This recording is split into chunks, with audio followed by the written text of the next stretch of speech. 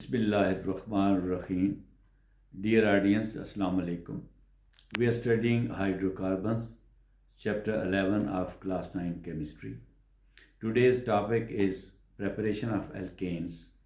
Your book has given three methods of preparation of alkanes.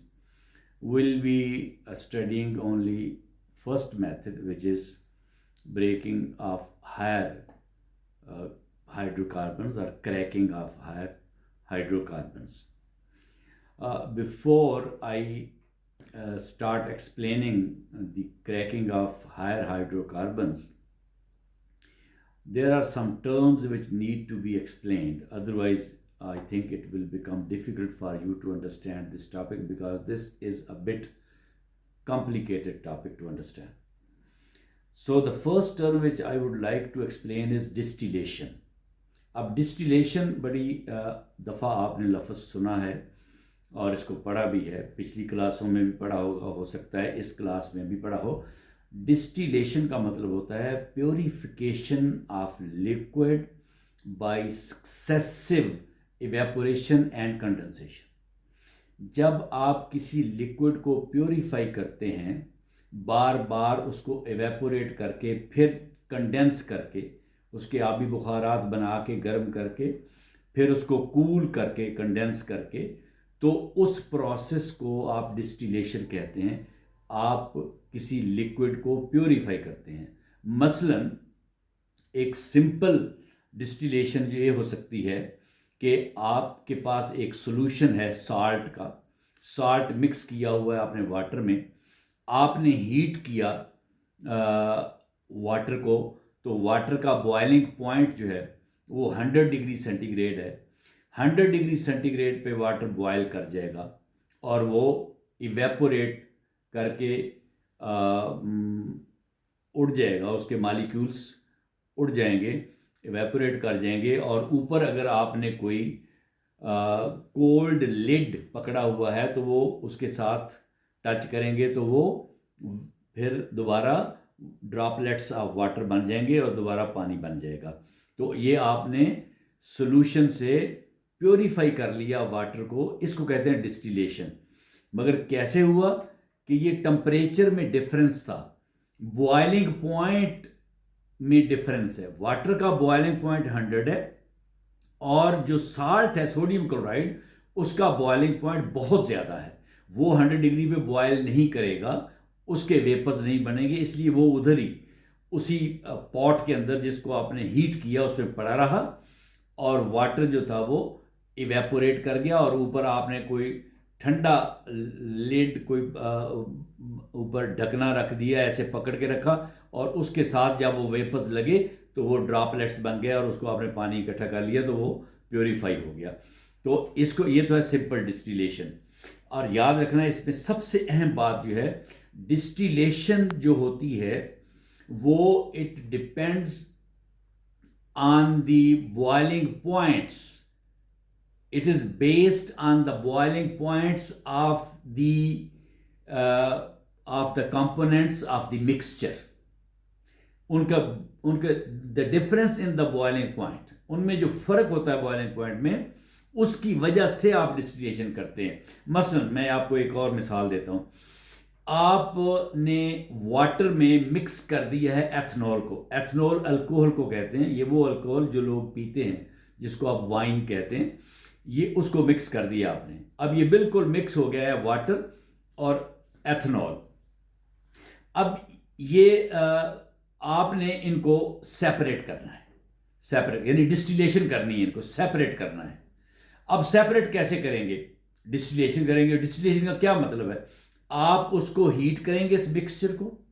आपको पता है कि जो एथनॉल है उसका बॉइलिंग पॉइंट है 78 डिग्री सेंटीग्रेड और वाटर का बॉइलिंग पॉइंट है 100 डिग्री सेंटीग्रेड। जब आपने नीचे से उसको हीट करना शुरू किया, उस पॉट को, जिस पॉट में आपने वो मिक्सचर डाला है, 78 डिग्री सेंटीग्रेड टेम्परेचर पहुंचेगा तो एथनॉल एवेपोरेट कर जाएगा। एथनॉल एवेपोरेट कर जाएगा उस बर्तन में। आगे आपने एक ट्यूब लगाई हुई है, उसके वो वेपर्स ट्यूब में आ जाएंगे। उस ट्यूब को आपने ठंडा किया हुआ है, उसके ऊपर आप you are pouring cold water over that tube, तो वो ठंडी है तो वो वेपर्स जो है वो ड्रॉपलेट्स बन जाएंगे और आगे एक कंटेनर रखा हुआ है, उसमें वो चला जाएगा, तो आपने एथनॉल अलहदा कर ली। मगर ये एथनॉल अलहदा नहीं हुई अभी। क्यों? कि 78 डिग्री पे कुछ वाटर मॉलिक्यूल्स भी एवेपोरेट हो गए जो उसके साथ मिक्स होके आ गए। ठीक है, अब आप ऐसे करें कि ये जो एथनॉल आपने अलहदा की थी एक कंटेनर में, उसको दोबारा हीट करें। फिर जब 78 डिग्री सेंटीग्रेड होगा तो फिर ये वेपर्स इसके बनेंगे एथनॉल के। फिर उसी तरीके से ये उस एक पाइप में से, जिसको आपने कंडेंसर के तौर पे यूज कर रहे हैं, आप उसके ऊपर ठंडा पानी डाल रहे हैं, कोल्ड वाटर, ताकि वहां पे जब वेपर आए तो ये ड्रॉपलेट्स बन जाएं, तो वहां से फिर वो अगले कंटेनर में आके एथनॉल जमा हो जाए। इस तरीके से इसको कहते हैं सक्सेसिव एवेपोरेशन एंड कंडेंसेशन। बार बार आप कर रहे हैं उसको प्योरीफाई करने के लिए, ताकि उसमें वाटर के जो मॉलिक्यूल्स हैं वो सारे निकल जाएं। तो इस तरीके से आप उसको, अब वाटर जो 100 डिग्री सेंटीग्रेड पे बॉयल होता है, तो इसका मतलब यह है कि चूंकि दोनों के बॉइलिंग पॉइंट डिफरेंट हैं, इसलिए डिस्टिलेशन मुमकिन है। तो ये तो मैंने आपको डिस्टिलेशन की डेफिनेशन समझानी थी। इस प्रोसेस को समझने के लिए ये जरूरी है, क्योंकि आपकी बुक में उसने एक टर्म यूज किया है, फ्रैक्शनल डिस्टिलेशन। अब फ्रैक्शनल डिस्टिलेशन क्या होती है? फ्रैक्शनल डिस्टिलेशन मैं आपको बताता हूं कि ये जो क्रूड ऑयल है, क्रूड ऑयल समझते हैं ना क्या होता है? क्रूड ऑयल वो ऑयल है जो आप which you take out from the ground, unprocessed oil. It is either on land और ऑन टू सी। समुद्र से भी निकलता है, जमीन से ऊपर लैंड से भी निकलता है, तो इसको आपने प्रोसेस नहीं किया, ये क्रूड ऑयल है। ये क्रूड ऑयल जो होता है ये मिक्सचर है ऑफ हाइड्रोकार्बन्स। हाइड्रोकार्बन्स सारे कार्बन और हाइड्रोजन के एटम ही हैं इसमें, मगर इसमें बेशुमार चीजें हैं। इसमें ये पेट्रोल नहीं है, ये डीजल नहीं है, ये केरोसिन नहीं है, ये मीथेन नहीं है, ठीक है, ये कोई गैस नहीं है, ये मिक्सचर है हर चीज का। बिचुमन जो कोल तार है, जिसको पंजाबी में आप लुक कहते हैं, जो जिससे सड़कें बनाते हैं, ये लुब्रिकेटिंग ऑयल जिसको आप बोबल ऑयल कहते हैं, जो गाड़ियों का आप ऑयल चेंज करते हैं, वो भी, ये सारा कुछ जो है ये मिक्स हुआ है क्रूड ऑयल के अंदर। अब ये जो क्रूड ऑयल है इसकी हम फ्रैक्शनल डिस्टिलेशन करते हैं। क्या मतलब? ये जितनी चीजें मैंने आपको गिनवाई हैं, मेरा ख्याल मैंने आपको 7 चीजें गिनवाई हैं। सबसे लॉन्ग चेन हैवी मॉलिक्यूल जो होते हैं वो बिचुमन के होते हैं। उसके बाद लुब्रिकेटिंग ऑयल होता है, उसके बाद डीजल होता है, उसके बाद केरोसिन ऑयल है, उसके बाद एक चीज होती है नेफ्था, वो मैं समझाऊंगा आपको क्या होता है नेफ्था, फिर पेट्रोल आता है और फिर गैस आती है। तो ये 7 चीजों का मिक्सचर है क्रूड ऑयल।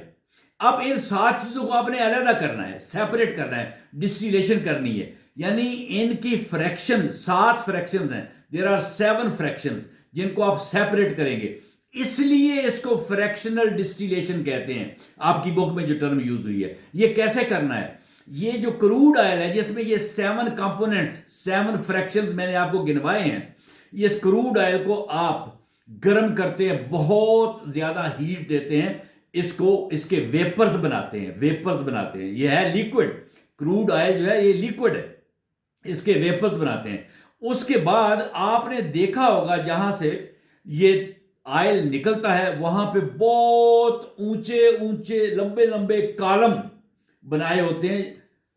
वो ऐसे कॉलम होते हैं जिसके अंदर हम इसको डालते हैं, क्रूड ऑयल जो वेपर बना होता है इसको हम उन कॉलम्स में डाल देते हैं। जब उस कॉलम में पोर करते हैं, इसको हम उसमें पंप करते हैं उस कॉलम के अंदर, तो इसमें 7 चीजें हैं। सबसे हैवी जिसका बॉइलिंग पॉइंट सबसे ज्यादा है, देखो मैंने बताया था कि बॉइलिंग पॉइंट का डिफरेंस जो है उसकी बेसिस पे आप इनको अलग अलग करेंगे। जिसका सबसे ज्यादा बॉइलिंग पॉइंट है वो बिचुमन है, वो नीचे रह जाएगी। उससे ऊपर बॉइलिंग पॉइंट, उससे कम बॉइलिंग पॉइंट जो है वो किसका है? लुब्रिकेटिंग ऑयल है, वो उसके ऊपर आ जाएगा उस कॉलम में। उसके बाद क्या है? डीजल का बॉइलिंग पॉइंट उससे कम है, वो उससे ऊपर आ जाएगा। केरोसिन का बॉइलिंग पॉइंट उससे कम है, वो उससे ऊपर आ जाएगी। नेफ्था का बॉइलिंग पॉइंट उससे कम है, वो उससे ऊपर आ जाएगी। और नेफ्था के ऊपर पेट्रोल है, उसका बॉइलिंग पॉइंट नेफ्था से कम है, वो उसके ऊपर आ जाएगा। और सबसे एंड पे गैसेस हैं, उनका बॉइलिंग पॉइंट कम है, वो ऊपर आ जाएगी। इस तरीके से डिस्टिलेशन होगी, अलहदा अलहदा 7 कंपोनेंट 7 फ्रैक्शंस बनेंगे, तो ये फ्रैक्शनल डिस्टिलेशन कहते हैं। और वो जो एक कॉलम बना हुआ है वो स्टील का, बड़े मजबूत स्टील का, जिसमें आपने ये क्रूड ऑयल वेपर की शक्ल में डालना है, वो उसको उस कॉलम को फ्रैक्शनेटिंग कॉलम कहते हैं। फ्रैक्शनेटिंग कॉलम जो फ्रैक्शंस में तब्दील कर दे क्रूड ऑयल को 7 फ्रैक्शंस में, उसको फ्रैक्शनेटिंग कॉलम कहते हैं। तो ये है आपकी फ्रैक्शनल डिस्टिलेशन।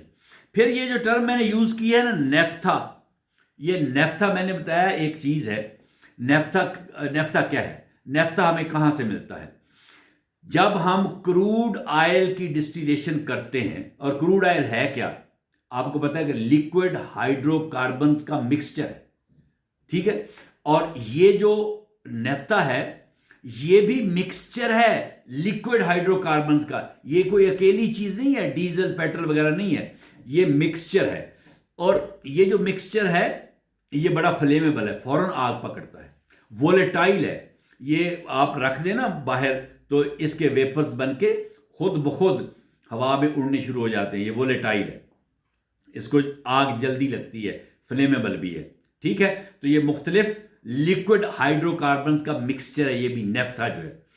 अब ये नेफ्था जो है ये एक्चुअली इस्तेमाल होता है, इसका बनता क्या है, इससे गैसोलीन, आप ये पेट्रोल वगैरह गैसेस जैसे आप इससे बनाते हैं नेफ्था से। इससे प्लास्टिक भी बनता है, और इससे ये जो सॉल्वेंट्स भी बनते हैं इसके, ठीक है। अब ये कैसे बनता है? ये नेफ्था जो है, आपने सबसे पहला काम क्या किया है, आपने फ्रैक्शनल डिस्टिलेशन की है, और फ्रैक्शनल डिस्टिलेशन में आपने नेफ्था को अलग कर लिया। अब आपने नेफ्था को ले लिया है, अब क्रैकिंग जो है वो नेफ्था की आपने करनी है। अब नेफ्था को आप क्या करेंगे? नेफ्था जो है इसको आप गुजारेंगे एक कैटालिस्ट के ऊपर से, उस कैटालिस्ट का नाम है जियोलाइट। और कैटालिस्ट तो आप समझते हैं क्या होता है। कैटालिस्ट क्या होता है? Catalyst is a substance which speeds up a chemical reaction without being consumed itself, without being used itself, or without being permanently changed itself. खुद ये चेंज नहीं होता कैटालिस्ट, ये केमिकल रिएक्शन को तेज करता है। तो ये जो नेफ्था है इसको इस कैटालिस्ट के ऊपर से गुजारते हैं, मगर इसको गर्म भी करते हैं up to 500 degree centigrade. 500 degree centigrade तक नेफ्था को आप हीट करते हैं, फिर आप इसको उस कैटलिस्ट के ऊपर से गुजारते हैं, तो फिर ये चेंज होता है आगे एल्केन्स में, जो कि 5 कार्बन से लेके 10 कार्बन तक एल्केन्स हैं, उनमें ये फिर चेंज हो जाता है। इस तरीके से आप अच्छा, ये एल्केन्स भी बनते हैं और एल्कीन्स भी बनते हैं। इससे एल्कीन जो हैं उनसे प्लास्टिक बनती है, और एल्कीन आपकी बुक में उसने बताया नहीं, यूज यहां कर दिया है, मैं आपको समझा देता हूं। एल्कीन, जिस तरह एल्केन जो है उसके एंड पे ANE आता है, इसी तरह एल्कीन के एंड पे ENE आता है। और मैंने आपको बताया है कहीं कि एल्कीन जो होते हैं उनमें कम से कम एक डबल बॉन्ड जरूर होता है। अब जैसे ईथेन है, तो ईथेन को अगर आप ईथीन कर देंगे तो कार्बन और कार्बन के दरमियान डबल बॉन्ड बन जाएगा, और हर कार्बन के साथ 3 हाइड्रोजनों की बजाय 2-2 हाइड्रोजनें अटैच हो जाएंगी, क्योंकि इधर डबल बॉन्ड बन गया है, तो ये ईथीन बन जाएगा, ठीक है। तो एक एल्केन और एल्कीन दोनों बनते हैं जब नेफ्था को आप उस कैटालिस्ट के ऊपर से गुजारते हैं, और 500 डिग्री सेंटीग्रेड इसको आप हीट देते हैं। अच्छा, वो कैटालिस्ट जो है उसका नाम भी आपकी बुक में लिखा है जियोलाइट। अब वो जियोलाइट, अब बच्चों को क्या पता जियोलाइट क्या होता है? देखिए, जियोलाइट एक मिनरल है जो जमीन से निकलता है। ये बेसिकली हाइड्रस सिलिकेट्स होते हैं। आपने सिलिका तो सुना है ना, जिससे सैंड बनती है, क्ले बनती है, क्वार्ट्ज बनती है। तो ये जो सिलिकेट्स हैं SiO4 ऊपर माइनस नेगेटिव क्योंकि ये एनायन है, पॉलीएटॉमिक एनायन है, सिलिकेट जो है। इसके साथ आप कुछ भी जोड़ दें, एल्यूमिनियम जोड़ दें, एल्यूमिनो सिलिकेट। एल्यूमिनो सिलिकेट जो है ये बेसिकली ये जियोलाइट है, कैटलिस्ट जो है इसका केमिस्ट्री में नाम एल्यूमिनियम सिलिकेट है। तो ये एक कैटलिस्ट के तौर पर इस्तेमाल होता है। अच्छा, अब क्रैकिंग का लफ्ज उसने यूज किया। अब क्रैकिंग क्या है? Cracking is a process in which heavy molecules of hydrocarbons, long chain molecules of hydrocarbons are broken down into small chain alkanes and alkenes. ठीक है, तो ये क्रैकिंग ऑफ हायर हाइड्रोकार्बन्स की ये डेफिनेशन है कि आप हायर हाइड्रोकार्बन्स का मतलब क्या है? एक हाइड्रोकार्बन जो है उसमें कार्बन बहुत ज्यादा है तो वो हायर हाइड्रोकार्बन है। मोस्टली आप 10 से ऊपर जो है उनको हायर ही कह देते हैं। वो C12 हो या वो C20 हो या C80 हो कार्बन, वो सारे हायर में आ जाते हैं। फिर आप जब उनको ब्रेक करेंगे तो वो स्मॉलर उसमें एल्केन्स और एल्कीन्स बन जाएंगे। ठीक है। अच्छा, ये मैंने आपको ये समझा दूं, मैंने आपके लिए एक बनाया है, ये ज़रा देख लें कि ये देखें, ये C12H26, C12 इसको कहते हैं डूडिकेन। C10 को आपको पता है ना डिकेन कहते हैं, कार्बन 10 हो तो डिकेन कहते हैं, कार्बन 12 हो तो डूडिकेन कहते हैं, डीओ के बाद फिर डिकेन लिखते हैं, डूडिकेन। ये डूडिकेन है, ये लॉन्गर चेन हाइड्रोकार्बन है, हैवी हाइड्रोकार्बन है। जब इसको आप क्रैकिंग करेंगे, इसकी क्रैकिंग करेंगे, ये when it will be broken down into alkene and alkene, तो ये बन सकता है C8 क्या होता है? ऑक्टेन। और H18 ये ऑक्टेन है। ठीक है, तो ये ऑक्टेन बन जाएगा, प्लस C4H8। C4 क्या होता है? ऑक्टेन। मगर ऑक्टेन में हाइड्रोजन कितने होते हैं? वो तो 10 होते हैं और यहां पे 8 हैं, तो इसका मतलब ये ब्यूटेन नहीं है, ये ब्यूटीन है। ब्यूटीन यानी अल्कीन है, ये अल्केन है, ये अल्कीन है। ठीक है, जब आप लॉन्गर चेन को ब्रेक डाउन करते हैं, क्रैक करते हैं, तो आपको अल्केन और अल्कीन मिलते हैं। ये अल्केन है, ये अल्कीन है। अच्छा, ये कोई इसका सेट फार्मूला नहीं है कि यही बनेंगे। आप इसको जब क्रैक करेंगे तो ये भी बन सकते हैं। जैसे इसी कंपाउंड को, डूडिकेन को आपने क्रैक किया तो आपको C10H22 यानी डिकेन प्लस C2H4। C2 क्या होता है? Methane, ethane. मगर ये ईथेन में H तो 6 होते हैं, 2N+2, तो यहां पे H4 है, तो ये ईथीन है, ईथीन।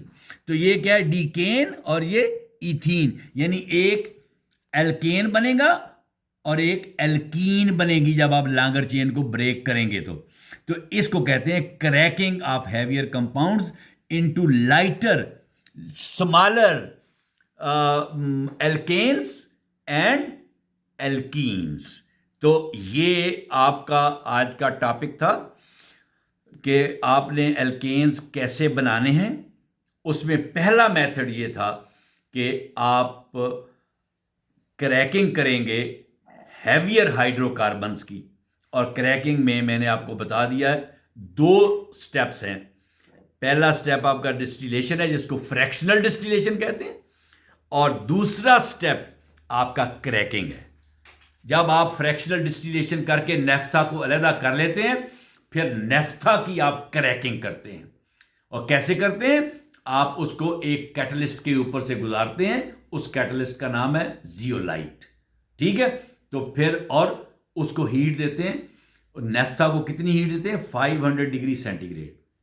तो फिर वो जाके एल्केन्स और एल्कीन्स बनता है, यानी वो लाइटर मॉलिक्यूल्स बनते हैं, यानी कार्बन 5 से लेके कार्बन 10 तक हम उनको लाइटर मॉलिक्यूल कहते हैं, वो बनते हैं। ठीक है, तो ये था आपका आज का लेसन, जो प्रेपरेशन ऑफ अल्केन का फर्स्ट मेथड जो आपकी बुक में बताया है। आपकी बुक में सिर्फ एक पैरा में दिया था और ये डिफ़िकल्ट टर्मिनोलॉजी वगैरह थी, इसको मैं एक्सप्लेन करना ज़रूरी समझता था, इसलिए थोड़ा टाइम लगा। बहरहाल उम्मीद है आपको समझ आ गई होगी। अगर आपकी कोई कन्फ्यूजन हो तो आप कमेंट्स में मेरे से पूछ सकते हैं, मैं आपको उसका जवाब दूंगा। तो नेक्स्ट मेथड इंशाल्लाह हम अगली वीडियो में डिस्कस करेंगे। अल्लाह हाफिज़।